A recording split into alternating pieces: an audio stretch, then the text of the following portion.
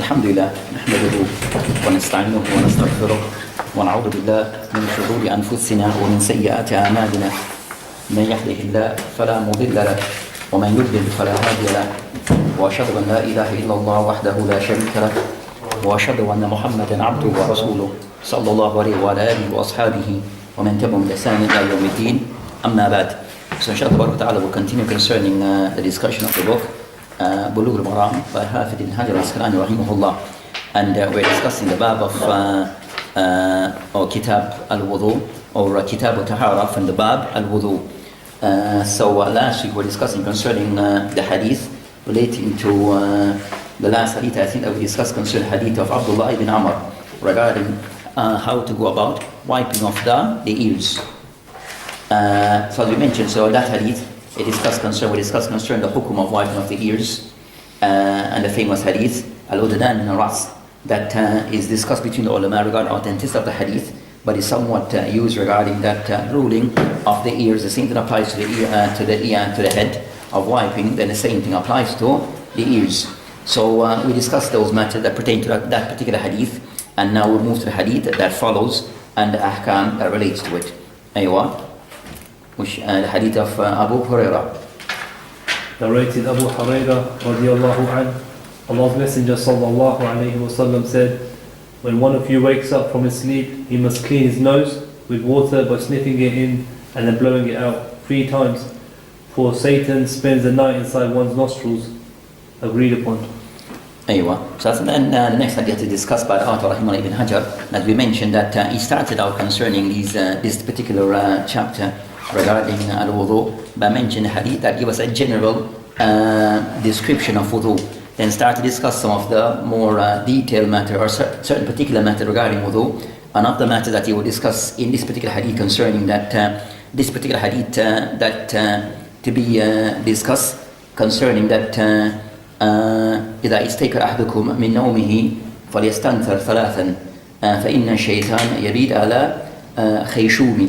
So that's concerning the hadith to be discussed, and this particular hadith that he mentioned that as we had discussed regarding concerning of the matter that we discussed previous in the hadith of Uthman regarding washing of the face and the hukum regarding washing the face. Then from this that the ulama discussed concerning al-madmada wa istinshaq and also istithmar. So all of those 3 are discussed together regarding the person sniffing water in his nose. What's concerned the ruling, and we discussed concerning khilaf between the ulama regarding that particular matter. Those who hold it is wajib that the person needs to wash his mouth and also his nose. Those who hold that it is a sunnah mustahab for wudu. We discussed that particular matter. So this hadith again also can somewhat give concerning yastanthir thalathan. They said fi'l al-amr, that can somewhat give the meaning to something which is wajib. So this hadith is of the hadith regarding that إذا استيقظ, that a person wake أحدكم من نومه, that he wakes from his sleep فليستنثر ثلاثا. So they discussed that this hadith, it shows regarding that when it is mustahab generally regarding when the person he wakes from his sleep, that he should a part of that regarding that that istinthar thalatha marrat, that sniff water and blow it out 3 times. As we mentioned that this matter, regarding this matter, Al-Shawkani he mentioned قد وقع الاتفاق على عدم الوجوب الاستنثار عند باب النوم. So Shawkani rahimahullah, the ulama of Yemen of the 12th century, and Shawkani was around the time period of Muhammad Abdul Wahhab. So they were on the same time, the mid-12th Islamic century. Shawkani in Yemen and Muhammad Abdul Wahhab in Najd. So Shawkani rahimahullah, he mentioned that there's a general agreement between the ulama that it is not wajib that a person has to sniff water in his nose after he wakes. After waking, it is not a must to be done. And also mentioned that يذهب إلى وجوب أحد, and he doesn't know of anyone of the ulama who have taken the position that it is wajib. So you have concerning sniffing water in the nose, this hadith it discussed concerning when the person wakes. It is mentioned about wudu in general. So that's mentioned in general, when a person wakes from sleep, that he should sniff water in his nose and then blow it out. This hadith per se, does this, and this hadith is a separate hadith regarding al-wudu, but it is mentioned here. So it is mentioned attached to wudu, type of thing that's mentioned generally the person that if the person wakes, أحدكم, any of you, من نومه, from his sleep, فليستنثر ثلاثا, and then he should sniff water and blow it out 3 times. So that's concerning that particular hadith. That did mention regarding this matter relates to al-wudu or outside wudu. So from this hadith it shows us the general practice, but the author rahimahullah brings it because it is related somewhat to wudu. But the hadith is not very clear regarding that this is to be done in the act of wudu. This hadith is not clear regarding that this is to be done. Then I mentioned the sabab, the reason why, because the shaitan that he sleeps on the person's nose, or the brim of the person's nose. So that's concerning that permitted. So based upon this, that they mentioned that other hadith regarding al-madmada wa istinshaq wa istinthar, that is a part of wudu, but this hadith is not clear regarding this being done during wudu. Now as mentioned, min nawmihi, from his sleep. So they mentioned this hadith concerning the general benefit that it is not something which wajib to be done, not compulsory, that a person has to sniff water in his nose after waking from sleep. But as for wudu, it being done a part of wudu, we discussed that concerning the ulama, we discussed that matter before. So in regards to doing it 3 times, Sheikh Shawkani and Abu Wahab said they believe you don't have to. Was that Shawkani? Was that Muhammad Abdul Wahab said that's just general information that's from the same time period. That he said this. So what It was mentioned the same time Shawkani. Shawkani says no, it is not wajib to do this, to do this act, and he doesn't know of anyone who ordered there's something wajib to be done. Is it recommended though? He said, but I said that it's not wajib, it can be done, showing the permissibility. So the hadith that is in the Bukhari, it showed the permissibility. Not as an act of wudu, just as a general thing concerning a person when he wakes. I've got a question because a lot of before they ask these questions, for instance, like, is that when the hadith mentions the shaitan will be in the nose, is that like an actual shaitan, or is that because the bottom footnotes mention that this may be figurative? Regarding these hadith, regarding that discuss certain matters regarding the shaitan, the shaitan exists, and the shaitan is able to do things that we sometimes are not able to do. So they don't per se function as how we would function, the shayateen. So I said, no, based upon those hadith, we accept them as they are, at the time, but as to try to explain everything to everyone, sometimes may be difficult for some people who may per se don't accept, are trying to just challenge everything. You understand? So you find many say those type of hadith, we accept them as they are, as the shaitan, and certain that may not function or we would function. Now they can do things beyond what we can do. So that's concerning that particular hadith. Then he mentioned another hadith that can somewhat go in line regarding our discussion directly. So the next hadith after he mentions Aywa. Narrated Abu Hurairah radiyallahu anhu, Allah's Messenger sallallahu alayhi wasallam said, when one of you wakes up from sleep, he must not put his hand in a utensil till he has washed it 3 times. But he does not know where his hand was while he was slept. Agreed upon. And this is Muslim's wording.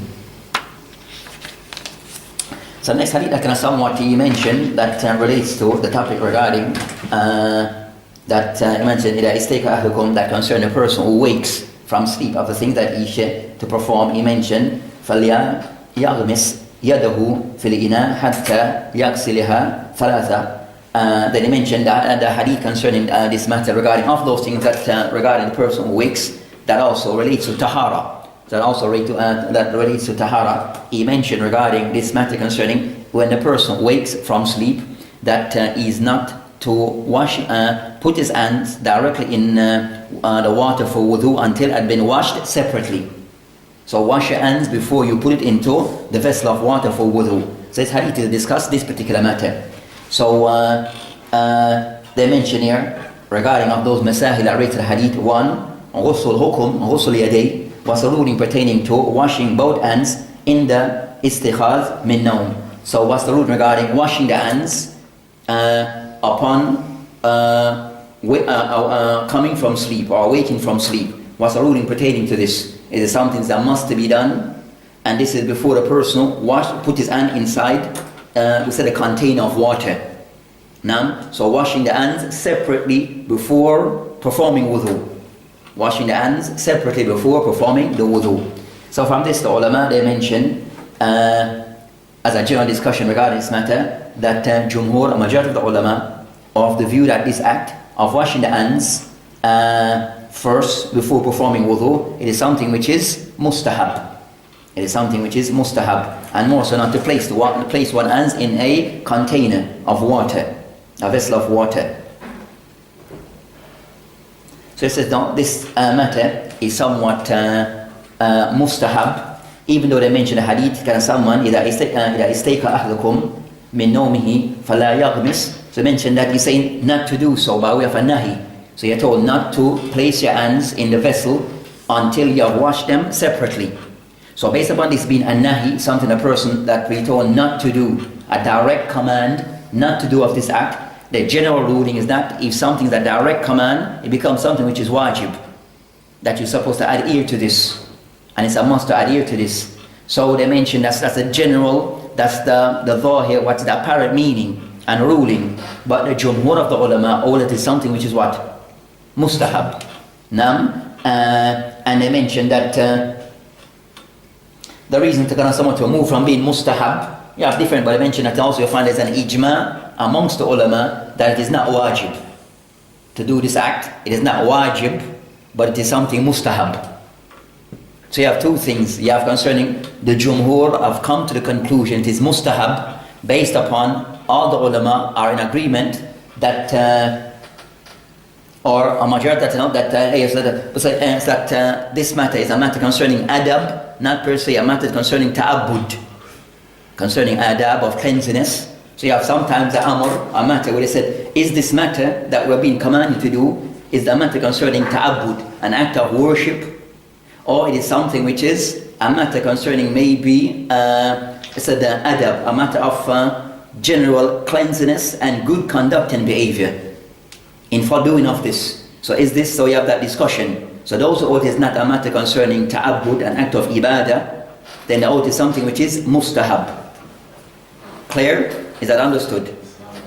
I'll repeat again. Repeat again. So the jumhur, they all, even with the fi'l amr, means there could be commanded to be done. But they all that in this context, this particular act that we're being commanded to be done is not by way of an act of ta'abbud, an act of a way of form of worship. So even though we say it's a more acts of cleanliness, not per se of an act of worship. So it is not something which is, and it says not an act, as I mentioned, thalatha marrat, why not just once? Now, so they mentioned that it is not an act of ta'abbud. So based upon this, they hold to something which is mustahab to be done. But then my question is, if the hands are impure and then they're using it, the next matter, there's a general, you have a next view that all concerns, and you have three views. That's one view. yeah. That's one view. We just mentioned the jumhur all. Generally, it is mustahab. No. You understand? Based upon they see to the matter concerning ta'abbud, not a matter concerning ta'abbud. That's one view. A second view from this hadith regarding the hukum is that they are all concerning that Ahmed and also the Ahl al-Zahir, they all it is something which is wajib to be done, and must to be done, that before the person start act of wudu, after coming from sleep, awaking from sleep, he must wash his hand first. So even though it's a separate act from wudu, but it's the act that must be done. I've got a question. Say if I'm letting the water run, yeah, can I do it 3 times then? Like, can I do it 3 times then and carry on using that same water, or do I have to do 3 times even though it's not in the bucket? And so this concerns the water that's in a container. Right, okay. So the water, for example, we have pipes today, then this rule doesn't say, you can do it, but it doesn't say take the same ruling. This washing of the hands before, separately, is before the person places the hand in that container of water and to dip out water with the hands. Sorry, but follow-up question as well. And when you say the washing of the hands 3 times, is it like this, that's 1, or is it 1, 2, 3, 1, 2, 3? In any way. Okay. In any way. Yeah. In any way, was that regarding this matter. Aywa. So as concerning, so the second view, that is what? It is wajib. Based upon it says, you know, that there's a command, and based upon the command, it indicates something which is wajib to be done. And of those kind of somewhat take to that view of the contempt of others, you have Ibn Hazm of the Zahiriyah that says it is wajib, San'ani, and also Ibn Uthaymeen, that all concern that is a must, that a person before he places his hands in a container of water, and that he has to wash his hand separate outside this water, not put his hand in the water first, but wash it separate, then he can put his hand inside the water of the container. Then the next matter, some of the ulama can somewhat try to look at the matter concerned that with this hadith, if the person with this case, if the person is aware that his hand somewhat have things of impurity on it, if there's impurity on his hand, then the person it's a must for him to wash his hands outside a container separately. But if there's no impurity and nothing of najasa, then it is mustahab to be done. So can someone look at concerning if there's impurities, then the person slept, and I didn't mention is unclear where his hands were.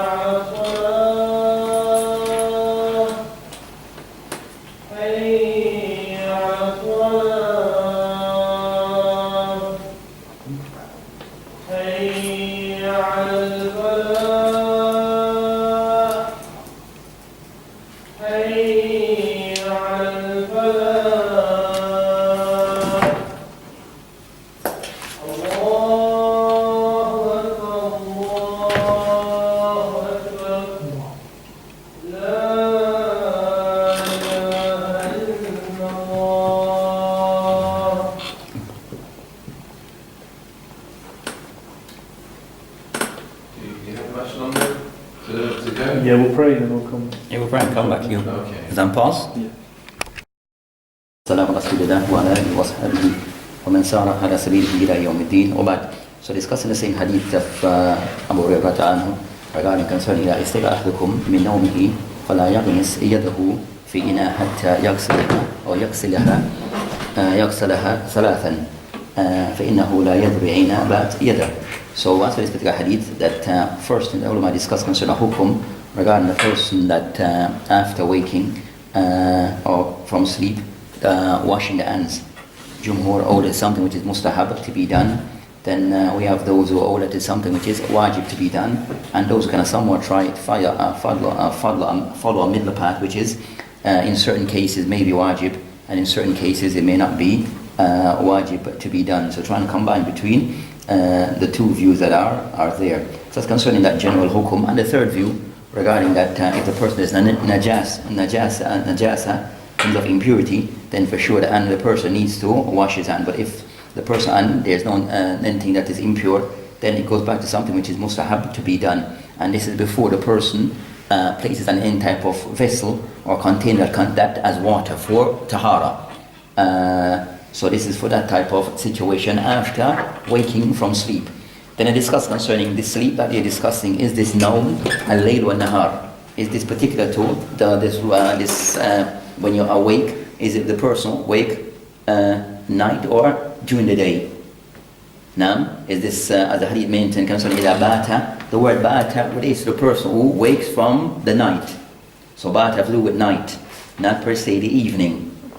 So based upon this, there was a discussion regarding is this hadith does it relates to whether the person or any type of sleep that the person may have had, whether during the night or during the day, or it is particular specific to sleeping during the night, not per se during the day. So you have that discussion between the ulama pertaining to that. Jumhur of the ulama, they have the view concerning this particular hadith, it applies to both whether sleeping during the day or during the night. Jumhur of the ulama of the view that the hadith, that the hukum, it applies to whether sleeping during the day or during the night. As I mentioned, this is not min nawmihi. So he mentioned min nawmihi, from sleeping. So this sleeps, it applies across the board, any form of sleep that a person had. The second view is the view of Ahmed and also Dawood al-Zahiri, that I mentioned that this hadith is particular, this ruling is particular to the person who sleep during the night. This is for night sleep. As for day, no, this ruling does not apply. So they're restricted to, as I mentioned, batat la yadri aina batat yadu. So it's the word that batat yaduhu, that is more concerning al-mabit, is when a person that's sleeping during the night.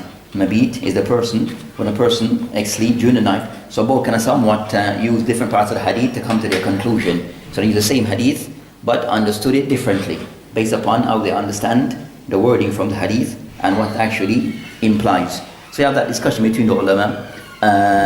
The author here all concerned that the hadith, based upon the hadith, mean that it seems that the hadith is more particular to night sleeping, not during day.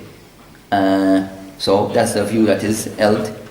So the hadith seems that is more concerning that, as I mentioned in some narration, إِذَا قَامَ أَحَدُكُمْ, some narration in Sahih Muslim, it mentioned إِذَا قَامَ أَحَدُكُمْ إِلَى wudu, if any of you wake to make wudu, حِينَ يُصْبِحْ, and it says that حِينَ يُصْبِحْ, when he awakes in the morning. So can somebody say, based upon this hadith, it's kind of somewhat more in particular, this ruling is regarding the person who slept overnight, not per se the person who slept during the day.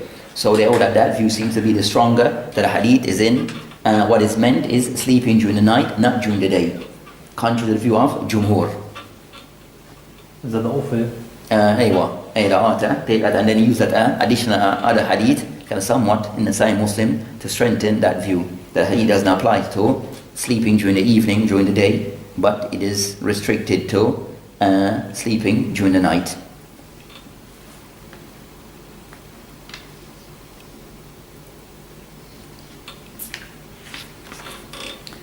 Then they discuss a matter concerning that if the person wants to wash his hand before making wudu, or before placing the hand inside that vessel of water or container, does this act requires an intention?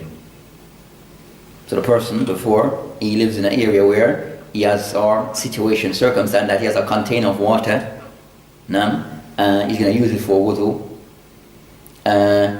So before he put his hand directly into the water, you got to put something to scoop some of the water out and then wash his hands. This act that is being done of washing the hands before placing hands in does this requires an intention? Does it require an intention?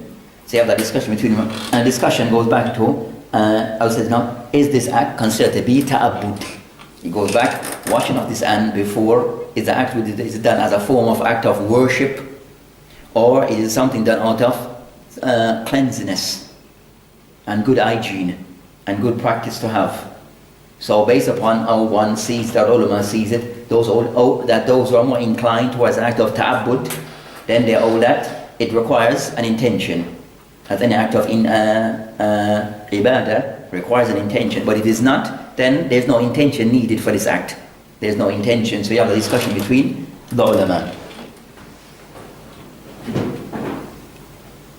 And the author says that it seems as if based on hadith that it seems as if this act is more concerning al-adab, or concerning cleanliness, to ensure the person hand is clean before he places it in that container. So based upon the mentions, it doesn't require an intention as the view of the Shafi'iyah, as that's the view of the Imam of the Shafi'iyah, that washing of the hands before placing the container, then it doesn't require an intention. as it is not an act of ibadah, but more for on the line of cleanliness and good practice. So that's concerning that particular hadith regarding that matter, which is attached to the ahkam of al-wudu. Then the next hadith. Is it 36 here? Right. Narrated Laqit bin Sabra. Sabira. And Allah's Messenger sallallahu alayhi wasallam said, perform a perfect wudu, run your fingers through the fingers of the hands as well as between the toes, and sniff water upward inside the nose unless you are fasting. Reported by Al-Arba'a, and Ibn Khuzaymah rated it Sahih. And Abu Dawood. And in another narration, Abu Dawood has, if you perform ablution, then rinse your mouth. So the author rahimahullah, again going back concerning that this particular hadith of Laqit ibn Sabira that discuss concerning the Prophet ﷺ regarding of the instruction regarding of those things that attach to al-wudu, concerning that mentioned concerning isbaq al-wudu, one of the matters to be discussed, and also the second of those matters that relates to wudu concerning that takhlil bayna asabi, the personal wiping, getting hands, the water in between his fingers, so getting the water in between his finger and toenail to be discussed. And also the third matter concerning matter relating to al-istinshaq, regarding concerning a person that tried to istinshaq. So this hadith discuss all those three matters, this hadith that relates to al-wudu. So the first concerning al-isbaq al-wudu, so they mention asbaq al-wudu. So asbaq al-wudu, they mention that asbaq al-wudu, that a person that one, it could mean, and you have the meaning that the person carried wudu in the best of way. So wudu being done in a complete form, the person ensure everything is done according to that, everything is done according to what is mentioned in the sunnah regarding al-wudu. So trying to get sure that everything, you have a perfect wudu, as they always say, a complete wudu. So trying to do everything according to the sunnah, from start through to the end. And also it could mean also isbaq, that the person that's not, those part concerned that the wajibat, or those things that is to be washed, that they are washed, at least everything is covered. Everything is covered. So it could mean just doing everything once, but it is covered. Right? So I have concern that everything being covered regarding the wudu, that can carry out that meaning, or could carry the meaning concerning the person, ensure that everything is done according to doing wudu in the most complete way. Clear? So complete way means that everything is done three times. It being done, everything being done proper, it could mean just doing it once, but everything is done, it is done complete. Or all the area is covered, So the hadith could carry those different meaning. Then the second matter that they discuss is regarding that takhlil asabi, that getting the water in between, and asabi, it's for the fingers and toenails. So in between the nails, that the person ensure that water covers this particular area. He discussed the hadith, he says, أخرجه الأربعة. Who's الأربعة? He mentioned أخرجه الأربعة. What does this mean? Who are the four imams? The four schools of fiqh, I think. What are the four schools of fiqh? Imam Abu Hanifa, Abu Hanifa, Imam Shafi, Imam Malik, Ahmad bin Hanbal. Okay, that's one view. Any others? So I mentioned Akhrajahu al-Arba. Yeah, I'm cheating if I say it because I can see the answer here. Is there in the book? In the book, yeah. Is the five other than the four main imams? Is the five books of hadith other than the So that's Akhrajahu al-Arba in this context concerning books of hadith. So it says Akhrajahu al-Arba or Khamsa in this context mean concerning the five or X amount of books of hadith. In this case al-Arba, the five books of hadith. Arba, the four books of hadith. So he said it is mentioned there, isn't it? So that's concerning. So that now always be mindful of those terminologies. Al-Arba or Khamsa. So what are the Nisai? Is that Nisai? what are they? Where you go then? What? Timothy, Nasai. No, that's not him. That's it. You have A'immat al-Arba, that's separate from this. Akhraj al-Arba, you have A'imma concerning Madhab al-Fiqhiyya. That's different from the Sahih Sitta. That's two separate things. Or Kutub al-Sitta, the 6 books. Yeah. So I said that in this case, al-arba, meaning concerning the four collection of hadith, or collectors of hadith, which would be Nasa'i, Abu Dawood, Tirmidhi, and Ibn Majah. Okay, no order, but okay, got them. So that's concerned, so that they mentioned it, Abu Dawood. So the hadith here again, I said, no, Isbagh al-Wudu, regarding the person who do things, is the most complete way, ensuring that everything is done according to the Sunnah. Al-Kamal al-Mustahab. So everything being done according to the Sunnah from start to end, that's concerning Isbagh al-Wudu. Trying to ensure then it says al-Khallalu bayna asabi', regarding the person now getting ensure that water gets in between the nails. Now, meaning concerning these areas. Now, or the fingers, so getting the water to get into those areas, both for finger and for toenails. Now, in between. So that's concerning that, ensuring that. And as for this matter, regarding doing the act of ensuring that no water go, we have some hadith I will mention regarding that. The person uses al-khansur, that use this little finger to do it. Now, so I mentioned that as for the general, the ulama mentioned that Shawkani was San'ani, they hold that doing this act of water, ensure the water is again do like this. I mentioned that this way, and for the foot, then you do it with this way. Now, so the foot, not like this, the toenail, one each, but for the foot, just use the hand in between them. Now, The foot, yeah. Use my finger, didn't even get through. Well, the foot you do separate, you mean? So the foot, so you do the hands, isn't it? So you do the fingers like this to do the takhleel, get in between these areas. Yeah. Other way to do it is like this way. Yeah. Your hands, Yeah, with the hands. Then for the foot, the foot nail, in between the toe, between the toes, then just use the hand and just get right between. If you can do it. Is there an opinion where you can use a little finger for your toes? Yeah, that's for the hands. Or can you use your little finger for the toes? And if the person finds difficult to do it, whatever, so I would be discussed. If it is done, that's the main thing. The main thing that it is done. So you find that Shawkani wa San'ani, they all concern a person doing this, it is wajib. I do that on my foot. And no problem. Yeah. I thought it was for the foot, not as well. Yeah. So I mentioned that Ash-Shawkani, doing this act, he mentioned, I said these are the additional acts to the wudu. Additional acts, some of the additional acts to wudu, or some of the acts of wudu that are mentioned, that Shawkani and San'ani mentioned that the act is, and both of them are from the ulama of Yemen, that this act is something which is wajib, based upon hadith that we just read.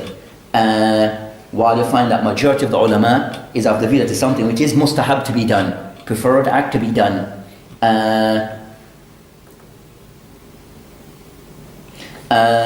And some can somewhat specify that the act is only restricted to the foot. Some of the ulama hold that this act of is only mainly for the foot, not for the hands. But the hadith is general. The hadith is general. The hadith is general. So those two scholars hold that this is wajib, doing this. Hey, to get water in between, whatever way. But so the general thing is not for them. The first thing for them is that the water must get in between, whether this way or whatever way is get in between. Now, so either person want to use, instead you have hadith mentioned about this finger or this finger, but the main thing for them that the person does the act. Now, in whatever way. So that's the general ruling that they look at concerning doing this act. It is something which is for some wajib, and for jumhur of the ulama it is something which is mustahab to be done. For example, that Al-Baghawi in the book Ashar al-Sunnah, he mentioned تخليل أصابع سنة في الوضوء مع الوصول الماء إلى باطنها من غير تخليل. He said now it is Al-Baghawi rahimahullah, he mentioned that doing this act, it is something which is تخليل بين أصابع, it is something which is sunnah of the wudu. The main thing that water is able to can reach in between the nails, the finger or toenails. So that's concerning the general thing that they mentioned.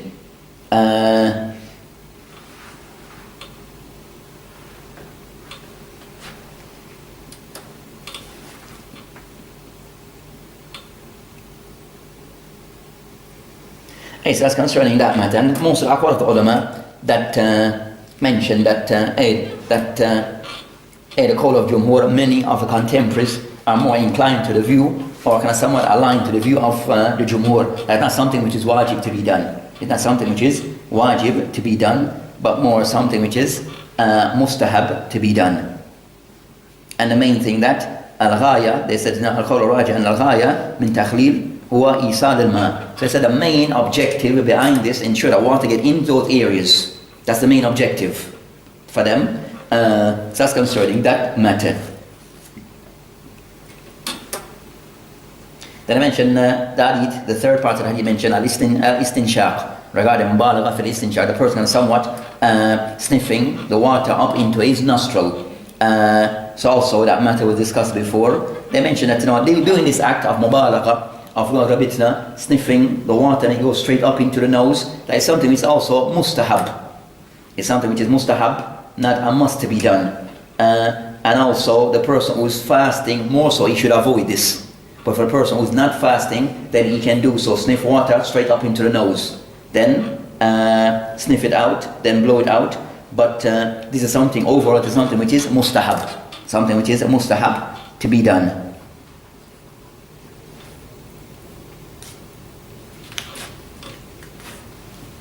Aywa, the next hadith.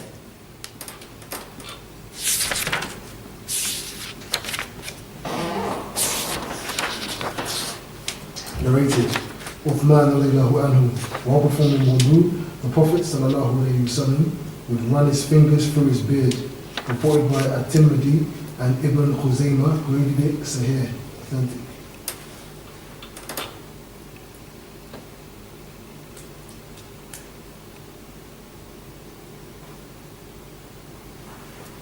I mentioned the hadith here. I mentioned, right, Nabi al-Islam, إِذَا تَوَضَّى دَلَّخَ أَصَابَ رِجْلَيْهِ بِالْخَنْصُرِ. That he mentioned that, concerned that the fingers is used for the rijlay, for his legs, for the fingers. The khansur is used for the, we call it, for the foot. That's the one that is used for the foot. Aywa. And I said that more so the left finger. But so I said even Ali doesn't mention left or right, but I said that because of that act of tahara, of removing of something, a possible filth there, that the person used the left finger. So using of the left finger is preferable to be used regarding doing that act. And for the foot, left finger in between, and for the hands, then yes, the hands, the person does go in between, put this hand in between. Put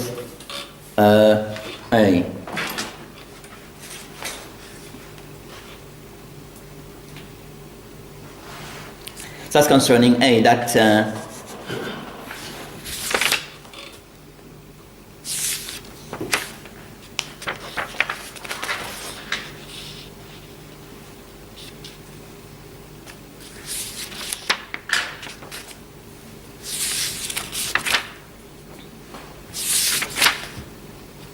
the next hadith discussed the hadith of Uthman, also discussed concerning matters regarding يخلل لحيته, regarding concerning that also trying to get water or the fingernails being in between the beard. So that's concerned that this particular discussion from the hadith of Uthman regarding concerning that the person who have a beard, facial hair, that a person that he tries to rub or place his finger in between his beards with water. So that's concerning this particular hadith.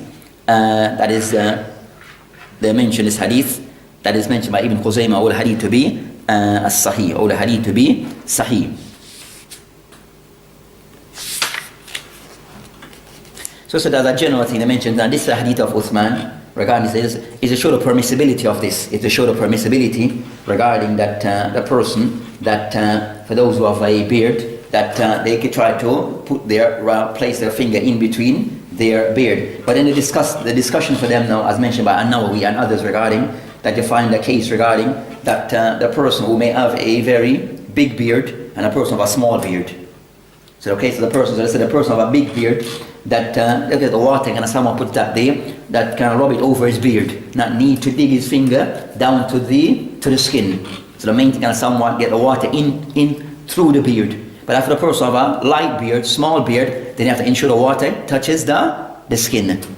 So for the light, it doesn't have to go into the skin, or the light won't have to go in, touch the skin. As for the big beard, then no. Just can somewhat rub the water over the beard. That's concerning, that's the difference that they made between those two cases. As the person with the light beard, you can still see, can still see, for example, mine right here. You can still see directly, you can see the skin. So if a person like me, then I have to ensure the water get to the skin. For the person with a big beard, then he doesn't. The person with a big beard, a large beard, a full beard as they make, whatever, then for the person, that's not the case. He just make sure the water does get into it, and that's sufficient.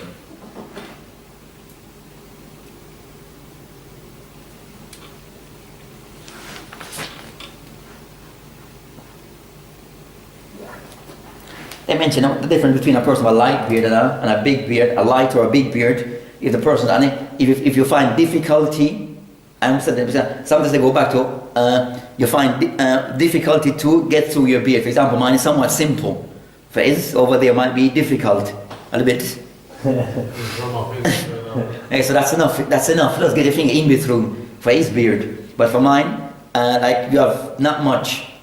You understand? So for us, we have to ensure that water, you understand, is done. It may be considered to be light. You can get through still. Even though you can't see the flesh, but you can get through simple. Now for those ones, they say it's light. So you have like a discussion how to decide when it is a big beard and when it is a light beard. So that depending on the level of difficulty to get through, then that may decide whether it is light or heavy. Then after discuss another matter regarding the hadith of Abdullah bin Zayd, which is regarding ad-dalk, regarding the person like ensure that he washes and rub the area. So rubbing the area concerning al-wudu. That will be the next discussion, the last discussion. Aywa. Narrated Abdullah bin Zayd radiallahu anhu, 2 thirds of mud of water was brought to the Prophet sallallahu alaihi wasallam for ablution. So he was rubbing his forearms between the wrist and elbow. Reported by Ahmad and Ibn Khuzaymah, graded Sahih. So this hadith also, the hadith also is Sahih, as mentioned by Ibn Khuzaymah rahimahullah and others. So the hadith is Sahih. Then this the hadith of Abdullah ibn Zayd is discussing the matter concerning hukum ad-dalk, regarding concerning that what's the ruling pertaining to the person rubbing the limbs of the body that is washed in wudu. What's the ruling pertaining to this? Is something which is wajib, a must be done, or it is not a must be done. And now rahimahullah in Sharh Sahih Muslim he mentioned اتفق جمهور على أنه يكفي في الغسل الأعضاء في الوضوء والغسل جيران الماء على الأعضاء. That he mentioned that ولا يشترط الذلك. That and now rahimahullah, the meaning of which now there's an ittifaq, an agreement, or said the majority of the ulama are of the view that it is sufficient in washing the limbs for wudu and also in performing ghusl, that it is enough that the water has run over the body. And it's not a must, it's not a conditional that the person have to rub the limbs, rub his hand over those limbs. Clear? So that's not a must, that's not a condition, but it's preferred to be done but not conditional. And he mentioned that there's no khilaf. So that's concerned that the majority of the ulama is of that view, that it's not a must, the person have to actually rub. So the person, for example, a pipe, the pipe tap, you turn it on and it just goes out with your hand, then that's sufficient. So you turn the pipe and it's running, water on, you just put your hand like this and it covers it, that's sufficient. So the person sometimes might want to rub, then that's, we said, addition, which is mustahab, but it's not a must. So the fact that water run over the limbs, that's sufficient. As for the person rubbing, then that's not a must. Well, was there not a hadith the other week that says you must make sure everywhere is covered? So if you're just going underneath once, how can it? What if you can't get it covered? Running water. You know, the water run, then it can be done.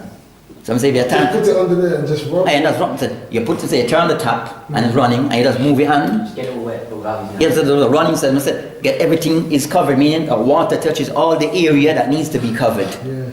You understand? So where the water is, for example, get a bucket and get a bucket of water, a bucket container, and just pour that out, enter, and like that, then khalas, it's done. Okay. You understand? So it's not a condition. If you pour the water over, then you have to. You understand? Could be done. Is mustahab, but it's not a must, not conditional. You understand?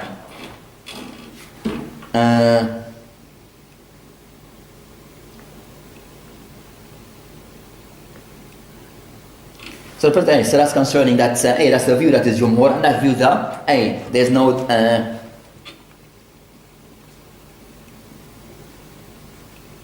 And from what he described, the hadith of Abdullah ibn Zayd is more of a description. It's more describing how the Prophet of Islam performed wudu, not per se giving instructions, but more of a description of how Islam would perform al-wudu. And Dalki mentioned Dira'i, that he mentioned concern that the Dalki is more concerned, that he mentioned hadith regarding the arm. This part, he didn't mention about the face. But to wipe the face, it requires for you to, you understand, to wipe the hands is passed over the face. But as for the hands, the arm is sufficient. The person has run the water over it, and that is good enough.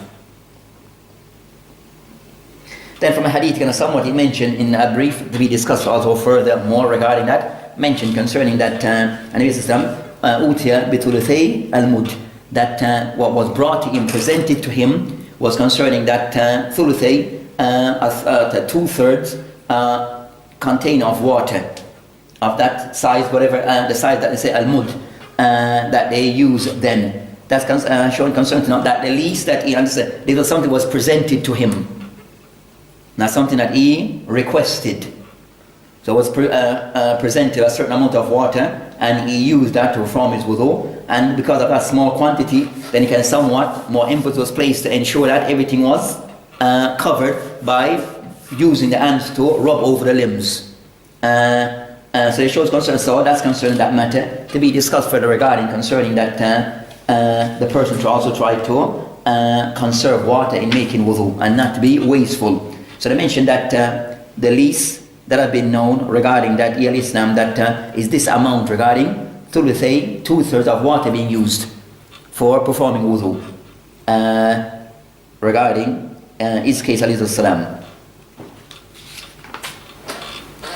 And something the matter regarding, as to be discussed, regarding the amount concerning water and its use, that to conserve is required, but then it may vary concerning from, regarding the use of the water may vary concerning in our time now, in before everything was done in container. In our time now, everything is done by what? Taps. So in my sense, turn the tap, so it's the person saying, and the taps, so a person still try to conserve internal tap, but it would be considered to be, would it be considered to be wasting if you turn on the tap from start in a medium, we said pace, from start to end. You understand? So a person might turn the tap, do his hand, then turn off the tap, then do his face, then turn the tap, then do the next hand, turn on the tap. You understand? Is that, or if the person was to turn on the tap and just do everything from start to end, you understand? Is that considered to be wasting in our time? You with me? So sometimes those matters may vary based upon time. Where today, if a person was to do that, he would not be considered to be wasting. If you do that full blast, then it's a different thing. You with me? But if it's a medium, once a medium flow, you understand? That today will be considered to be acceptable. You understand? For example, just like as an example, washing up dishes. With me? Before it will be done, you take one dish and you wash it outside in a bowl, isn't it? But now today you have the tap, you turn the tap and you run the dish, and you understand, you run here. So that today is not considered to be wasting.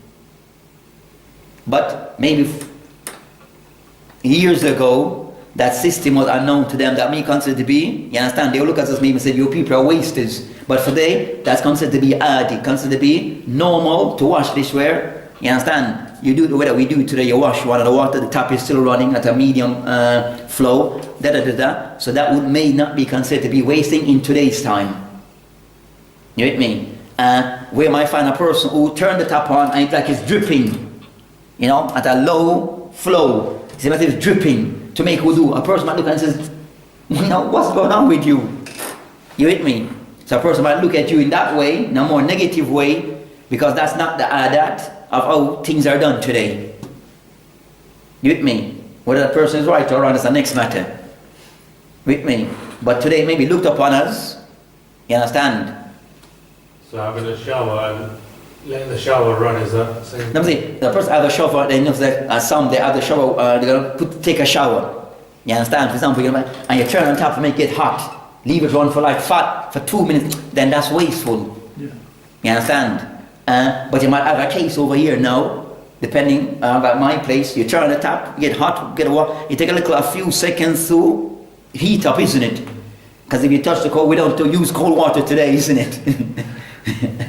You with me? So you leave the water until it can somewhat warm up a little bit before you put that running, the water flowing to get to that level of heat that you want.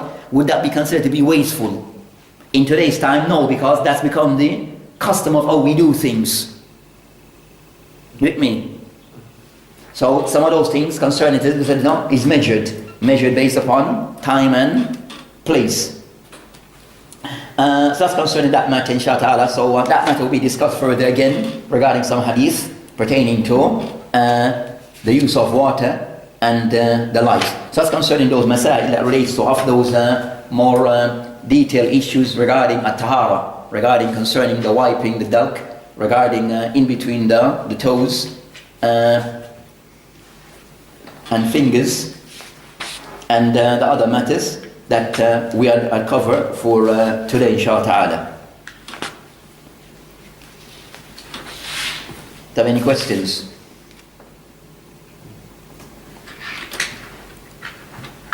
So I said that matter regarding concerning the shaitan, of those matters with shaitan, because those matters things are unseen.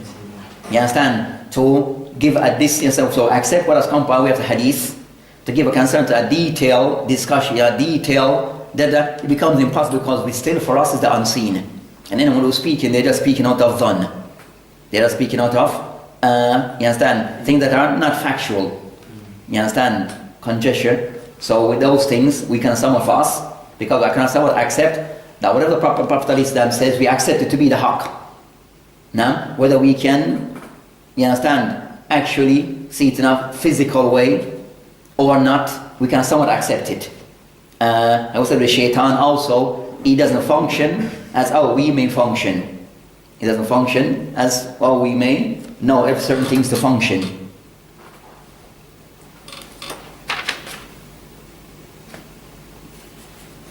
Because I mentioned shaitan, he eats, but you understand, for us those things are unseen. When we eat, he eats, we don't say Bismillah.